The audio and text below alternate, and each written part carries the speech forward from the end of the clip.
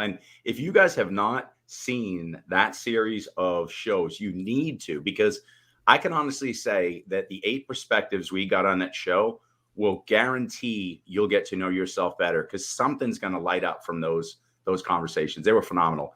And I love the way we're bringing in this, to season 2. And we're going to be talking about leadership, because once you know who you are and you can actually get to the depth of it, to your point, what vehicles or what, roles in my life, how can I be a leader within those roles? And that's what we're going to be doing this season. And I'm super excited for all our guests. Today's guest is going to be phenomenal, but every single one of our guests is going to be super special, because we're going to have a new perspective on, wow, I didn't think of that as being a leader.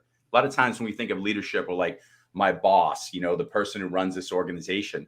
But leaders are all around us 24/7, and they're leading by example. And I'm excited to tap into this group of leaders. Yes, I'm excited as well. And I just want to note for everybody who's not watching us on the video cast, because we do the video cast as well as the podcast. If you want to go back and check out those previous episodes on podcast, go to www.theunfilteredexperience.com. You can find them on Spotify, iTunes. Take us with you. They're impactful conversations. Listen to the series as almost you were entering a course. And Scott, you're a college professor, and we talked about this. Go back and listen to those and find out who you are, and then continue the journey with us here and talking about leadership, and lead yourself into the life that you deserve and that you want, not the one that you think that you are supposed to live, because we know that's one of the greatest regrets of life. So without any further ado, let's bring on our guest, Mr. Scott. Absolutely. So, I've been blessed to meet some amazing people through travels and just through going around the world and just, connecting with others. And I'm always bragging about the idea of find new perspective. And when I say bragging, I'm excited. I'm grateful. I love it. Like when you get to meet new people and see a new perspective, it just blows my mind. And when I met this gentleman, I instantly thought of the word leader, because he told me a bit about his story. We connected right away, same frequency, same vibe. But the beautiful thing about this person is he does not have to lead the way he leads. What you and I always talk about, Chris, he chooses to lead the way he leads.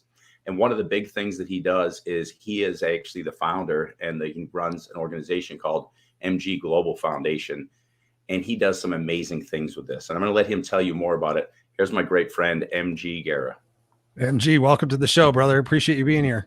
Thank you for having me, and thank you for the very nice introduction. I really appreciate you guys inviting me to be part of your, of your program.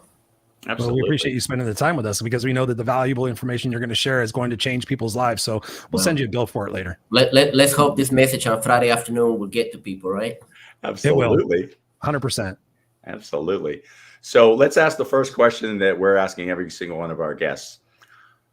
What do you define as leadership, and how are you a leader? Because, we all have different definitions, and we want to hear yours. Sure. First of all, to me, leadership, everyone have their own style as to how they want to lead. Sure. And, obviously I have been in business since 1998, and I can speak on leadership, on business, as well as leadership in humanitarian efforts, which obviously you are well aware of what I have been doing with the Ukrainian effort. But to me, and I'm going to speak on my personal opinion of what leadership means to me, is to set the stage in a way where you set the stage for people to execute what is it, the vision that you want to accomplish. Because I don't believe a leadership should be a micromanager. Yes. There is nothing worse in life than to work for someone who's going to be watching over your shoulder. That's not a leader. If you're going to be watching over people that way, that's not the way that I believe a leadership should lead is people. I love it. So you briefly mentioned, and I wanted you to dive into it too, of course. Now we've got MG Global Foundation. Tell everybody a little bit about that and what you're doing there. And then let's back up too. I want to hear how you got to that, because you've told me that story, but what are you doing with the foundation, and let's talk about why you're passionate about it, and how do you do that as a leader? Sure. Well, the day after the war started, I quickly realized, let me go back to why.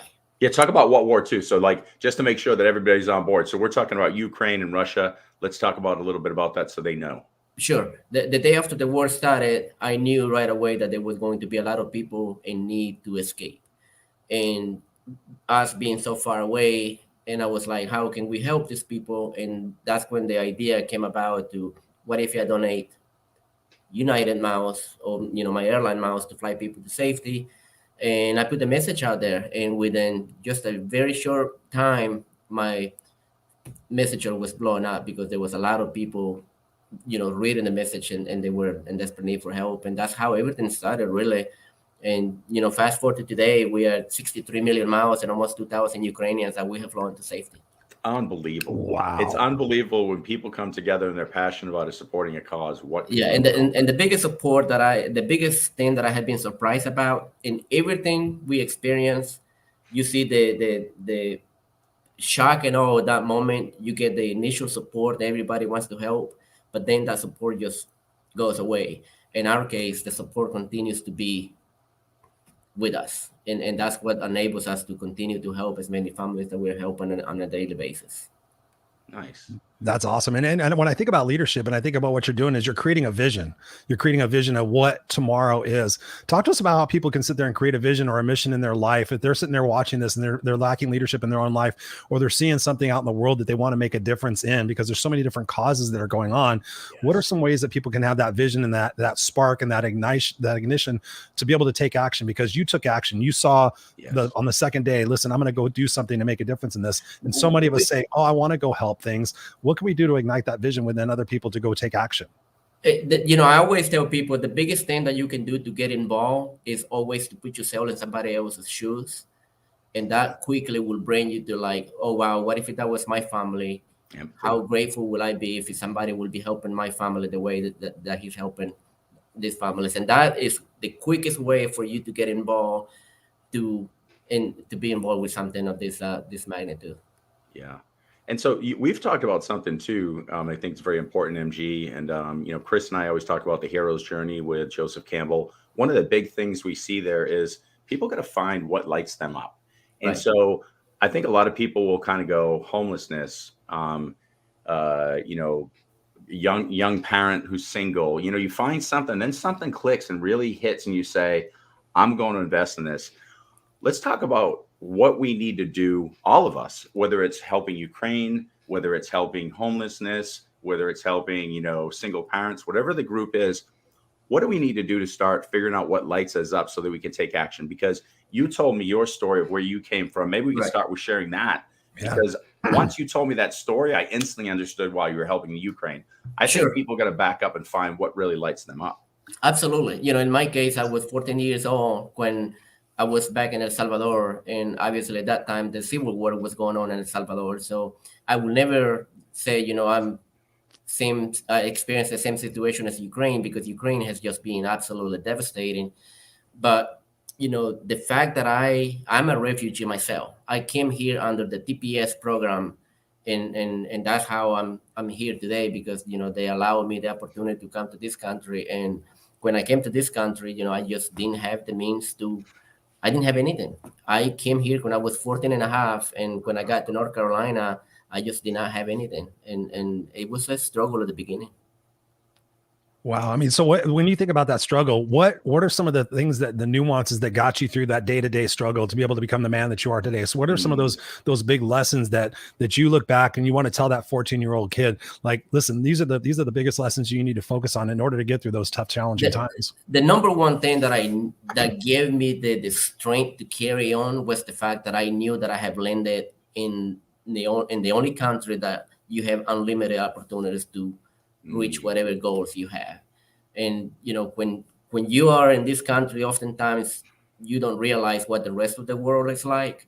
But I knew once I made it to this country, everything else would be okay, because I knew that I would make it somehow or another. So you have to believe. Yeah.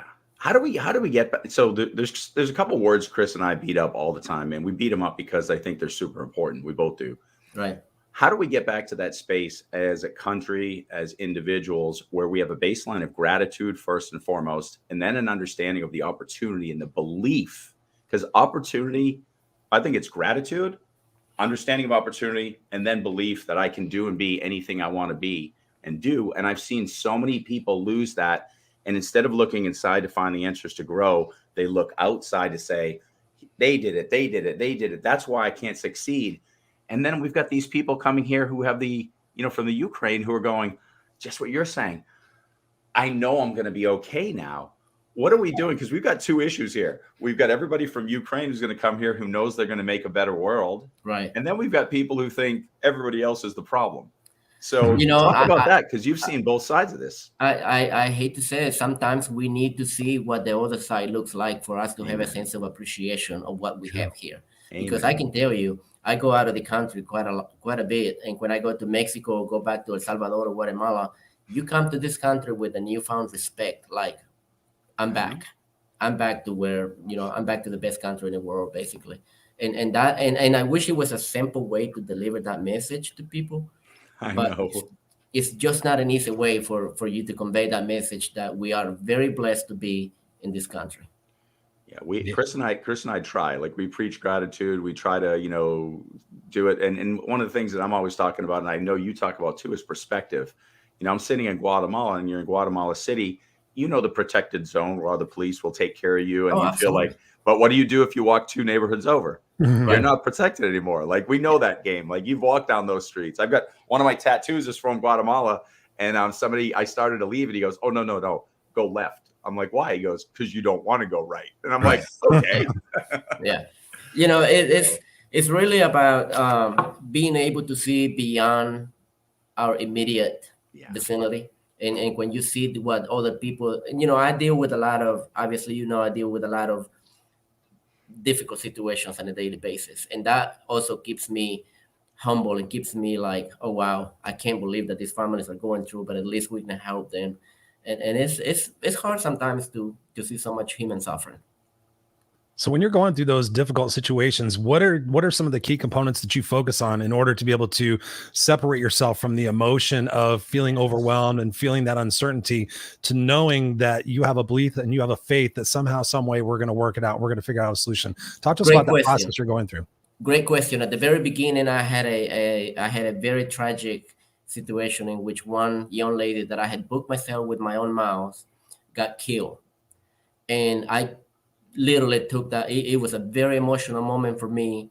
And then I had a choice to make. Do I just crumble and just collapse with emotions?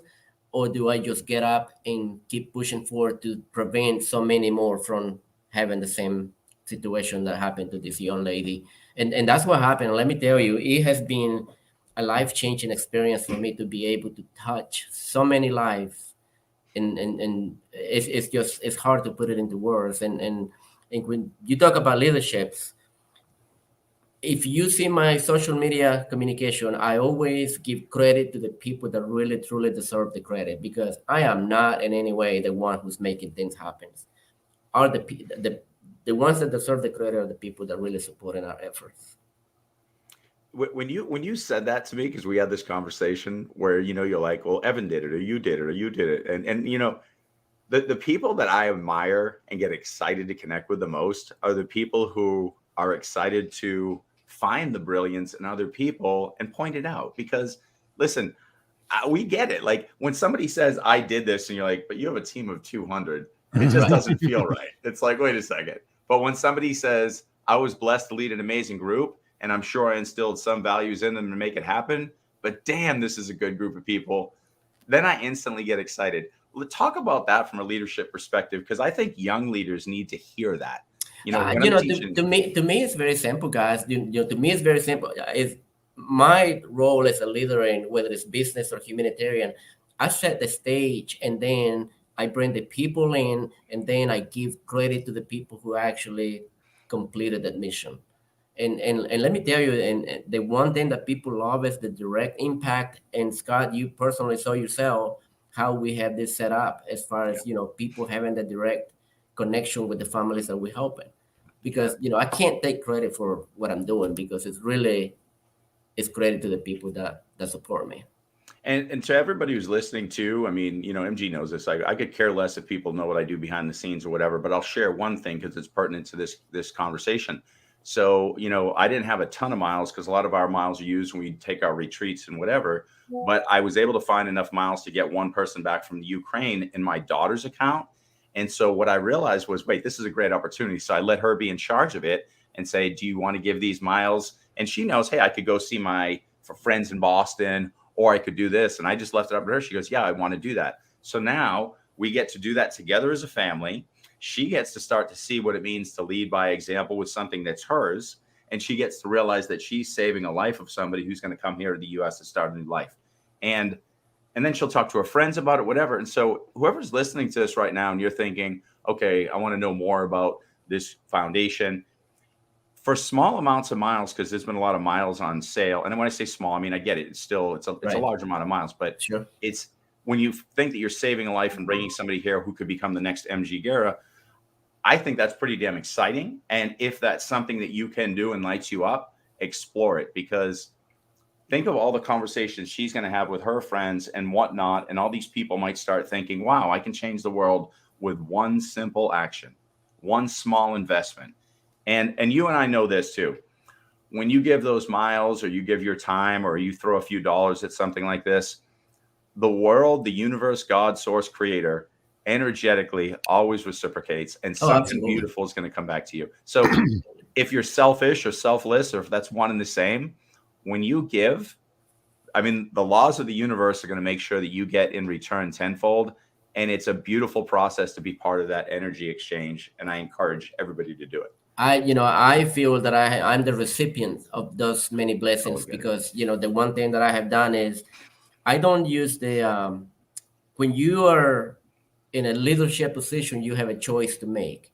You can be one of those leadership who's going to be a complete jerk to people, sure, or you can go from the compassionate side and try to lead that way. And to me, it has been very effective to be leading from the compassionate side. And again, that's for business in the humanitarian effort, because nobody wants to work for someone who's difficult to work for, and that has been very effective for me.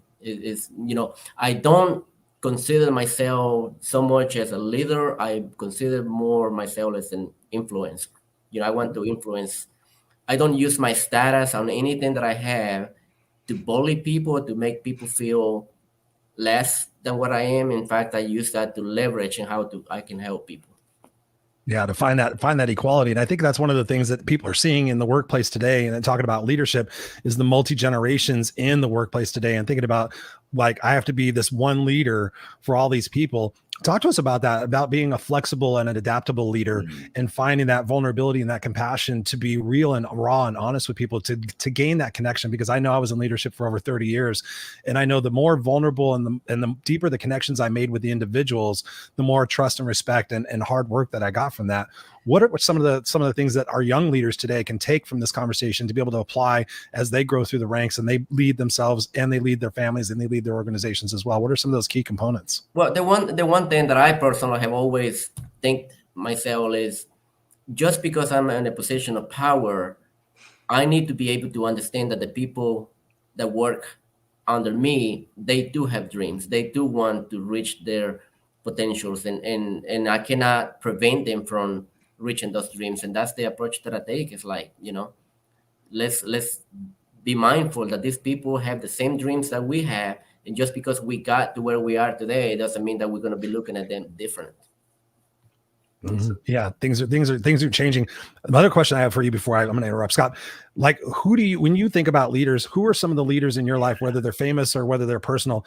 What are some of those dynamics and those leaders that have really helped you become the leader that you are today? Whether it's Lincoln or Eisenhower or your dad or your grandpa, who are some of those people in your life? The one man that ever since I came to the US, I wanted to follow his business model, and that is Mr. Fred Smith with FedEx. He had He had this wonderful idea that he wants to create this massive company by delivering packaging overnight, and he went for it, and he had a lot of struggles at the beginning. And at one point they had the test night in which they delivered like 6 packages, I think it was, and they say, hey, we got some good news for you and we got some bad news. And they say, we delivered 6 packages, but the bad news is the 5 of those packages were our own packages. It was only one customer package. And then he says, well, that means that we were able to effectively deliver 1 package. Now we just need to enhance the numbers. FedEx is doing pretty okay. That's a one step at a time story. I love that. That's great. Right? Yeah, it really is. But I follow business people, and I try to do some of the same business principles that they have. And like I said, the one thing that I do enjoy is be compassionate to the people that work for me, because we can all be leaders, but at the end of the day, without the people doing the work, we are nothing. Oh, amen. I mean, we're really not. I mean, that's just a fact, though. You can So true. act like you are this big shot or whatever you want to be. At the end of the day, without the people out there right now driving the trucks or doing the work, we are absolutely nothing. And oftentimes leaders forget that. They go like, we need to do a live show with so I've introduced them to Mitzi, but they've been missing each other, whatever. But so just so you know, so Mitzi Purdue, because I told them about Mitzi and everything. So she's doing stuff in Ukraine as well, and I told you about she's in landmine school to remove landmines from playgrounds and all these farms and areas in the Ukraine. And she's also making sure the borders are protected, so when people are escaping, they're not being human trafficked. So you guys are both doing amazing stuff. But the reason I want to mention Mitzi here is the most amazing thing about her story is her dad, in a time when hotels were failing left and right, took the Sheraton brand, because her dad was, Mr. Sheraton, who ran the Sheraton hotels. Her dad's story, when she tells it, is the most beautiful story on the planet, because she said, she's like, everything else was failing around him. And he would go up to people and he would say, hey, I know you've got to go home to your family. Is there any way we can get this done real quick? And we'll get you back there real quick. He's like, I want to make sure that you're there for your son's birthday, because he just connected to people and everything was employee centric. And so when things got bad and like the company could have gone out of business, they wanted to work because they were part of the Sheraton family. And so just what you're saying. And he also knew the same thing that you said. Hey, my vice president right now maybe wants to go start their hotel. Hey, before you leave, can you make sure you train this person? I can't wait for you to be successful in your brand too. Like They understood the flow of growth and all of that. And that's a rarity. And I'm hearing the same exact commentary from you. Well, you can't prevent people from pursuing their dreams. And you should be excited for it. You if you can help in any way, why not? I mean, there's plenty for everybody. I done that. I've been in business since 1998, but let me back up a little bit. And you and I have talked about this. The person that I am today, everything that I do is connected to generosity. Mm-hmm. During my beginnings, I was struggling. I was homeless, and I just didn't have anything. And a gentleman came along and helped me when I was down. And that is the one thing that I always like to talk about. Leadership is not just about, hey, I made it to the top, now I can be a jerk. No, leadership is about how can I remember where I was and use some of those experiences to help other people. Like, somebody helped me once. And, the one song that I share with you that I like is this Chain of Love by Clay Walker, because literally talks about my story, that somebody helped. And when he said basically how much I owe you, it actually says, how much do I owe you? And it says, you don't owe me anything. I've been there too. Someone once helped me out the same way I'm helping you. If you want to pay me back, this is what you can do. Don't let the chain of love end with you. So I live by that song every day, because we have all at some point had faced some difficult times. And, why not be that light at the end of the tunnel for someone if you can? I use all of my resources. Right now, I'm donating about 200,000 miles a month myself, along with all of the donations that we get in, to provide those people that bridge to safety.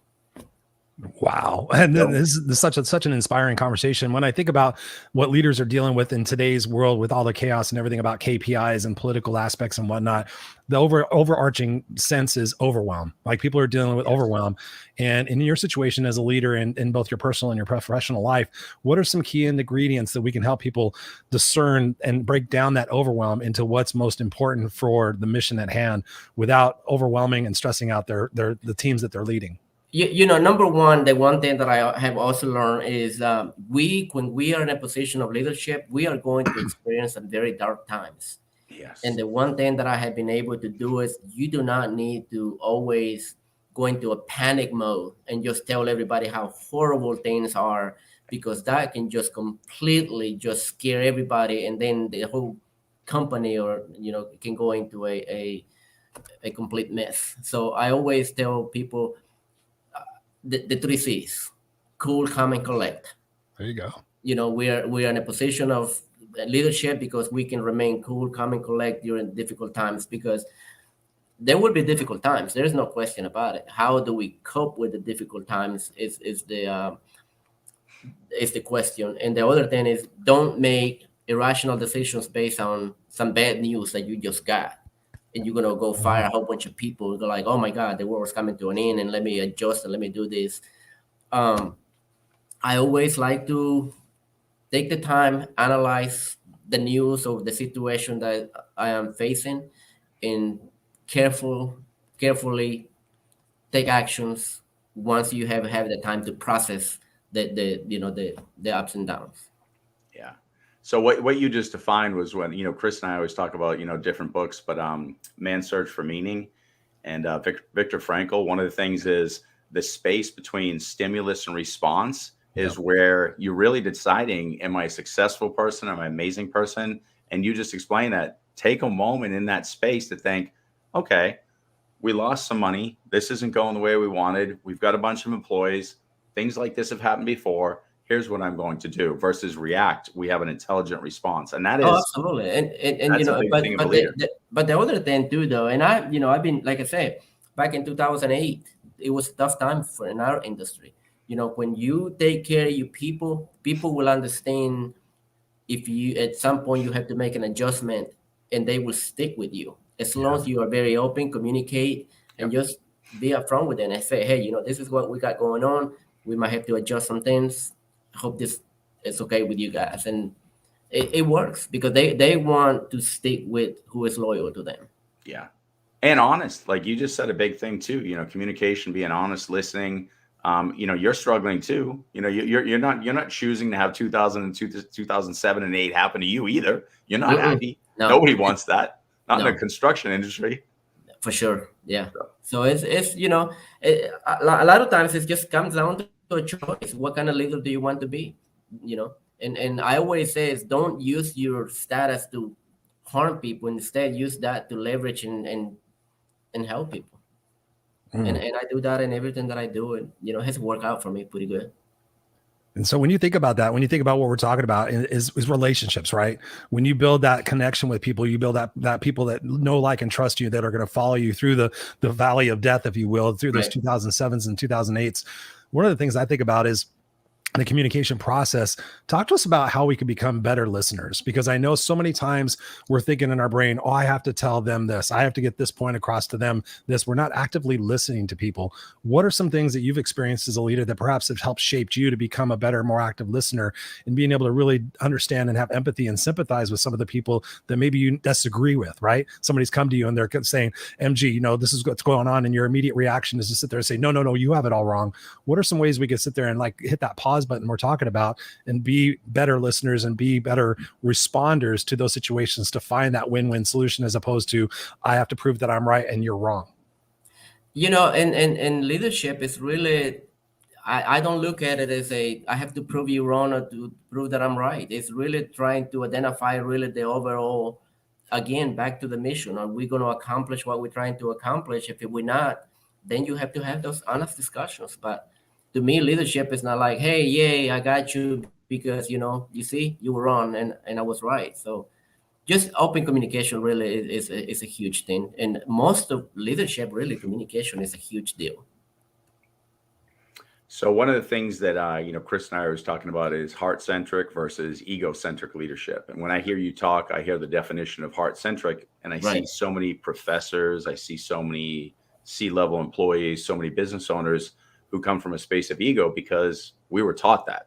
You're in your MBA program, they're saying, you're smart, you're this, you should make this much money. And so our eyes are on the prize for something that's very egocentric.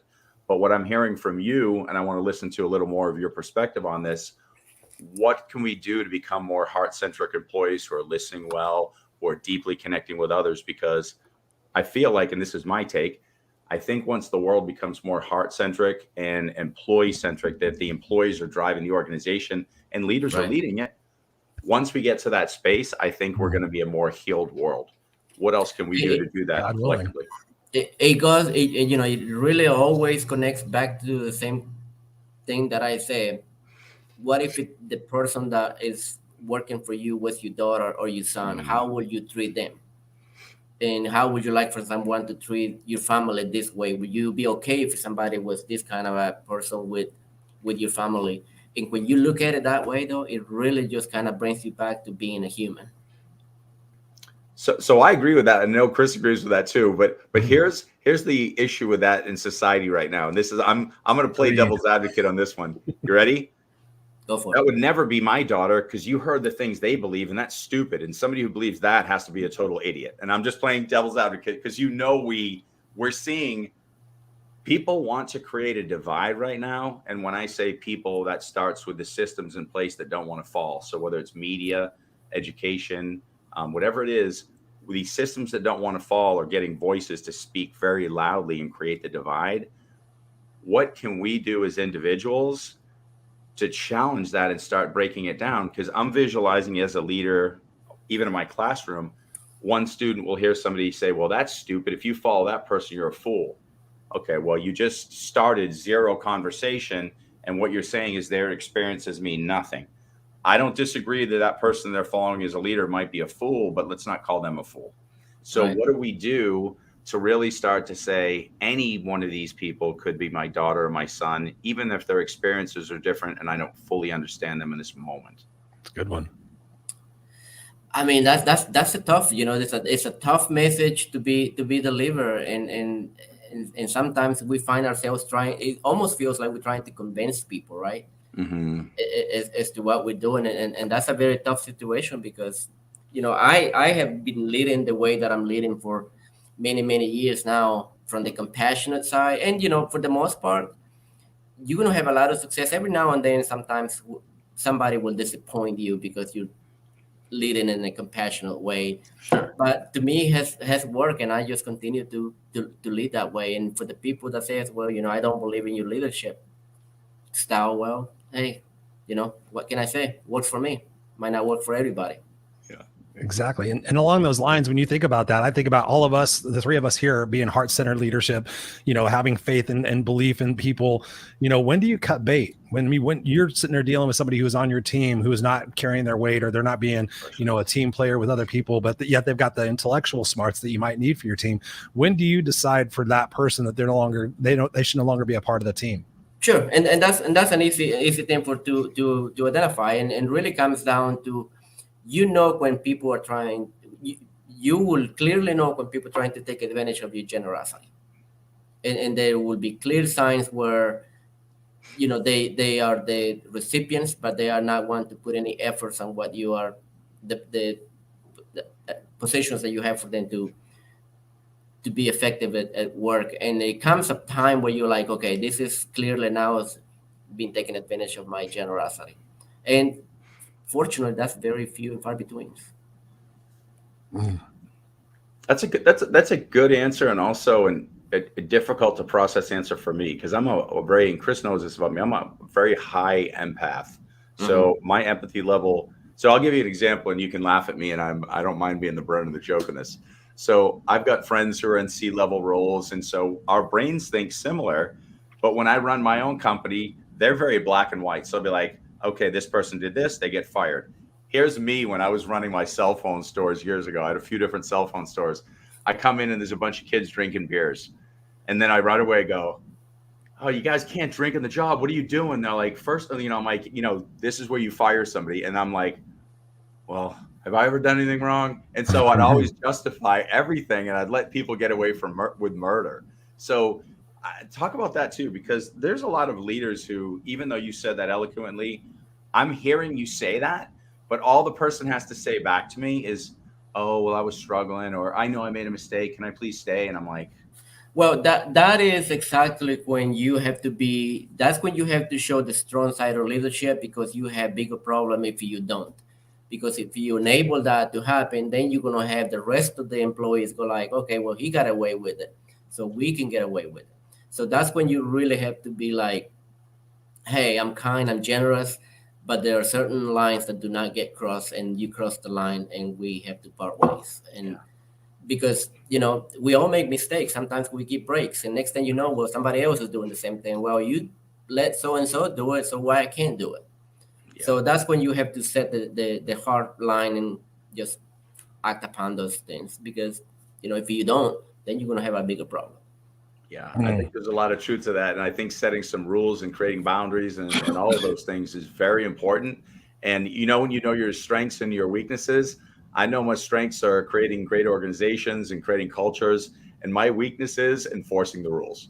So that's why I would have somebody else next to me to take care of that, because I know it's hard. Obviously, over the years I have hired thousands of people, and today not so much. I don't deal with the frontline employees too much, but sometimes you have to have those hard conversations, and you have to end relationships, but that's part of being a leader. But you make those decisions based on somebody really crossing the line.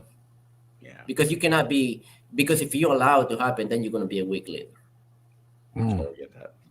So when you think about leadership in today's world, there's a lot of people who are vying for leadership in the political space, in the business space. Who are some of the people that, aside from Fred Smith, that you see are visionaries and who are potential leaders for the world tomorrow? Is it Elon Musk? Is it Zuckerberg? Who are some of the people that you're seeing that you feel could be the leader of the next generation to bring this world together and more collaborative and more loving, as opposed to more divisive and more chaotic?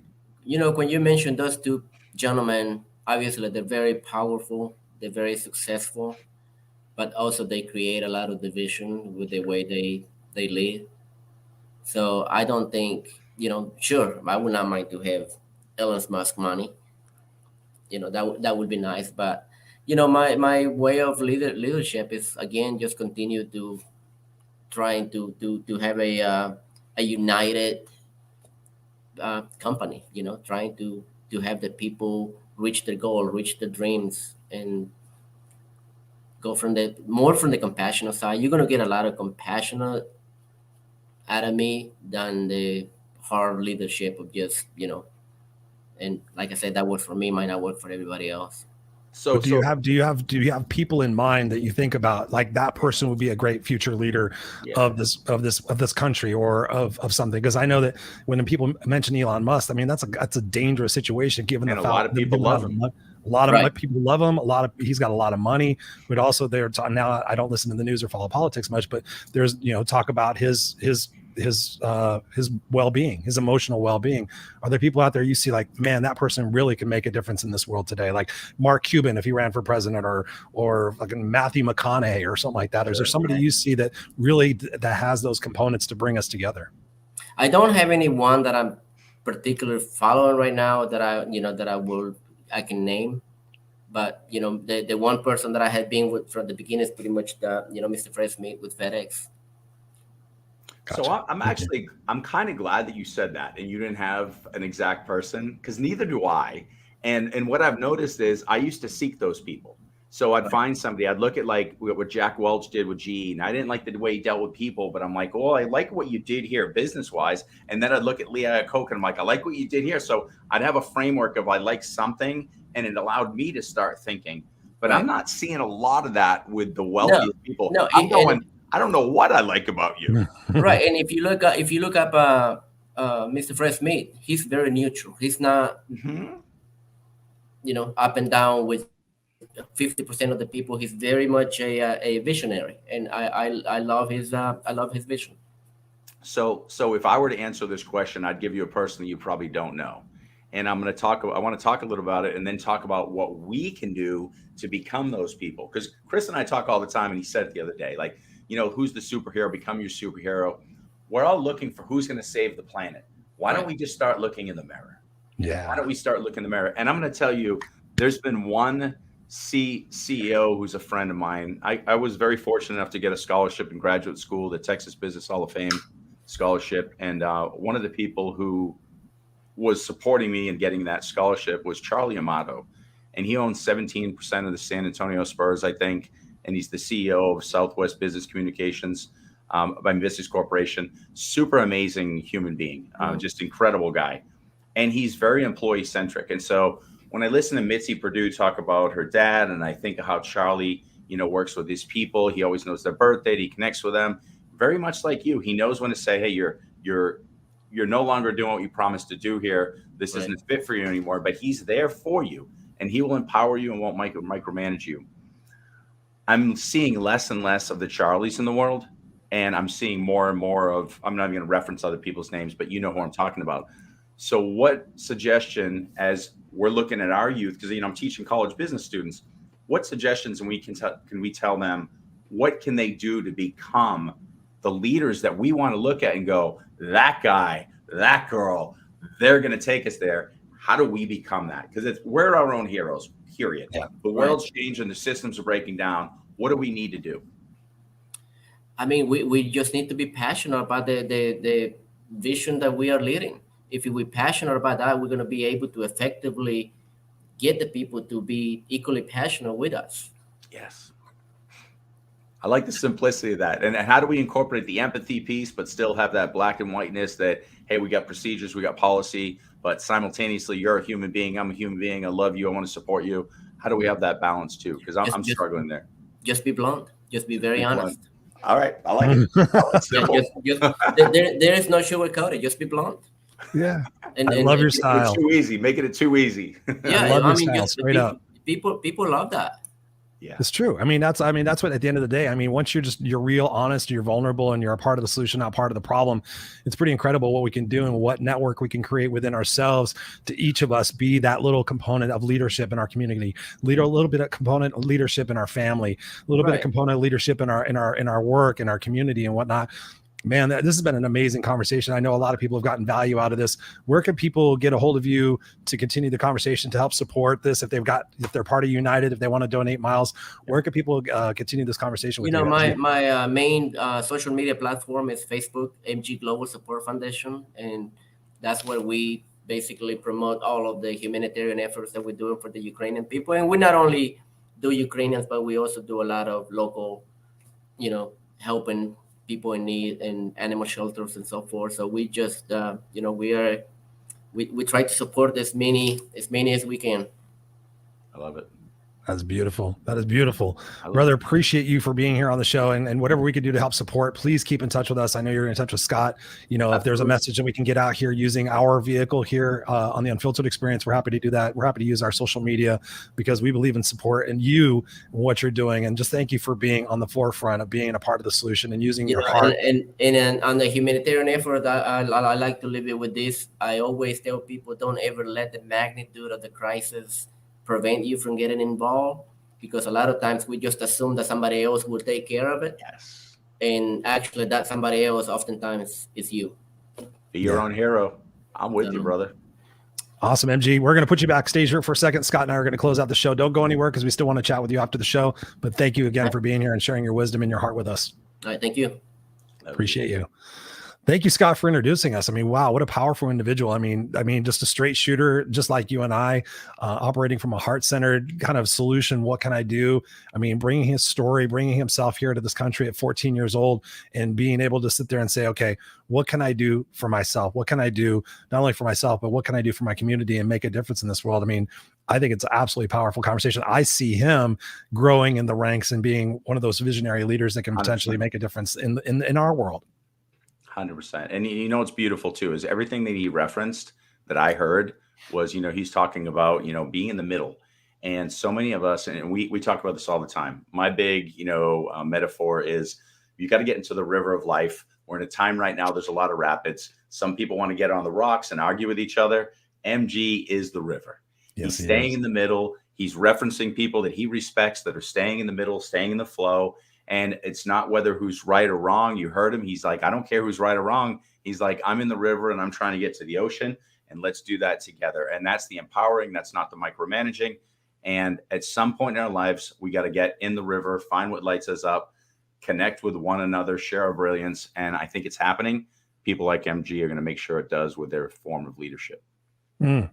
Beautifully said. Beautifully said. And I love the fact that, when we think about the aspect of leadership, when we think about what we can do, I love that you talked about it before, the mirror.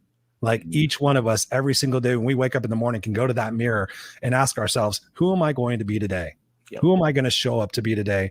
What can I do to lead my family a little bit differently? What can I do to lead my team? What can I do to lead myself a little bit better, to be a part of that solution and not be a part of the problem? Like he said, don't just stand by and wait for other people to go do that. In your life, what is one thing that you can tackle today that by which doing so will make you a little bit happier, will make you a little bit more grateful for what it is that you're doing, and go out there and change the world for yourself. So we appreciate you guys being here on the Unfiltered Experience. Any final words, Mr. Scott, before we sign off? I love you guys, and go out and be the best leader you can be based on sharing your brilliance, because the world needs you. You are your hero, and you're my hero. Love you guys. Yes. And as a final parting thought, make sure you take us with you wherever you guys go. Go to the unfilteredexperience.com. You can find us on Spotify, Apple Podcasts, anywhere you get podcasts. Take the podcast with you. And not only that, do us a solid. If you got value out of this conversation, and we know you do, and you did, please share this out with your social media community. And not only just share it out, say, hey, by the way, here are a couple of nuggets that I learned on this particular episode, whether it was this episode or another episode. And by the way, be sure to go back and check out the Mitzi Purdue episode, because then we referenced that a few times here as well. What an amazing soul. We will continue to come back here every single week and bring you the value and bring you the content. But we also want you guys to become a part of the Facebook community, and let us know what you want. Let us know what are the topics that and the people in your life that are making a difference in the world today, so we can highlight those individuals. So together and collectively, we can make a difference in this world every single day, because when you have that vision and when you set that intention, it's pretty amazing what you can attract in your life. And I think Scott and I are both examples of that. And that's what we do every single week here in bringing that to you. So we love and appreciate you guys. We'll see you here next time on the Unfiltered Experience. Go out there